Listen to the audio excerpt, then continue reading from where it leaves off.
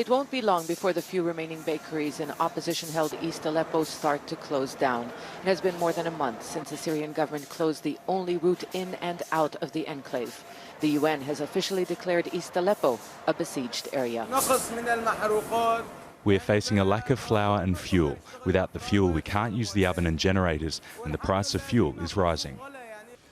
The UN, which has been calling for a ceasefire, the evacuation of the wounded, and aid to reach the people, is now warning the city faces total destruction. In an initiative to silence the guns, the UN Special Envoy made a direct appeal to Jabhat Fatah Hashem, previously known as al-Nusra, to leave the city. Let's start with al-Nusra. We don't talk to each other. You know it, we know it. But can you please look at my eyes? And those of the Aleppo people, of the 275,000 civilians that are there where you are, and confidently tell those 275,000 people that you are going to stay there and that you remain there and keep hostage of your refusal to leave the city. The presence of al-Nusra fighters in Aleppo and across Syria has been used as justification by Moscow and Damascus to continue their offensives against the opposition.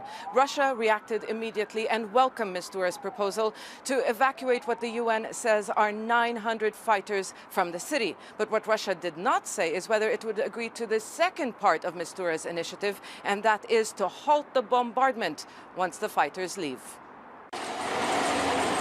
On the ground, the Syrian government and its allies are pushing ahead with their offensive. They have taken more ground. Half of the rebel neighborhood of Bustan al-Basha is now under their control. They have yet again called on the rebels to surrender and civilians to leave. But the only road they can take is to government-controlled territory, and many are too scared to do that without international guarantees.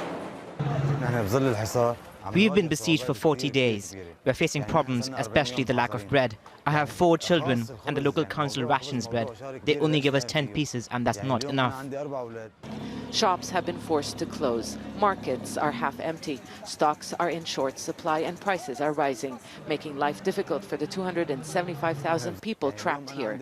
Mistura described the situation as an emergency, as hopes for a diplomatic solution are fading. Zana Khudr, Al Jazeera, Gaziantep.